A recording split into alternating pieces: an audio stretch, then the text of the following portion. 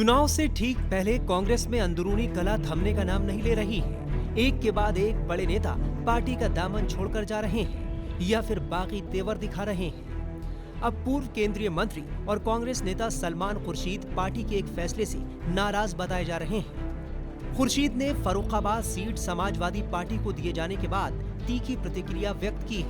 सलमान खुर्शीद ने एक्स पर पोस्ट करते हुए लिखा, फर्रुखाबाद से मेरे रिश्तों के कितने इम्तिहान का सामना करना पड़ेगा, सवाल मेरा नहीं पर हमारे सबके मुस्तकबिल का है, आने वाली नस्लों का है। किस्मत के फैसलों के सामने कभी झुका नहीं, टूट सकता हूँ, झुकूंगा नहीं। तुम साथ देने का वादा करो, मैं नगमे सुनाता रहूं। सलमान खुर्शीद के एक्स पर इस पोस्ट के बाद सियासी गलियारों में हलचल तेज हो गई।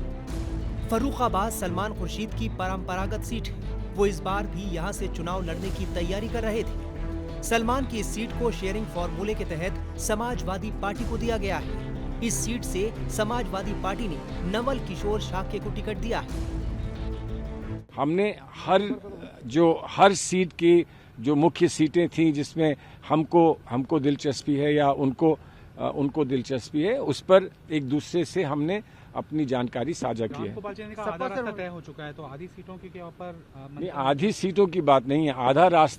आधा रास्ता जब पूरा होता है तो सारी सीटें तय हो जाती हैं, और कभी कभी आधी सीटों पर पूरा रास्ता तय हो जाता है।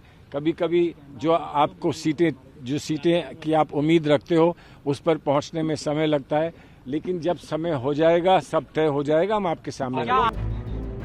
सलमान खुर्शीद अब तक 2 बार फर्रुखाबाद सीट से चुनाव जीतने में कामयाब रहे हैं। उन्होंने पहला चुनाव 1991 में जीता था, जबकि दूसरा चुनाव 2009 में जीता।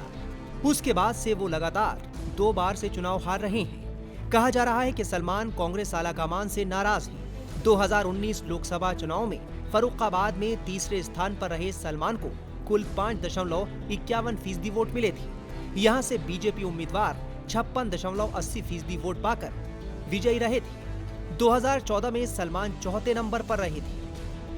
मीडिया में ऐसी भी खबरें हैं कि सलमान खुर्शीद फर्रुखाबाद सीट से निर्दलीय चुनाव लड़ सकते हैं। हालांकि उन्होंने अभी इसका औपचारिक ऐलान नहीं किया है और उनका बयान कांग्रेस के लिए एक चेतावनी के तौर पर देखा जा रहा है।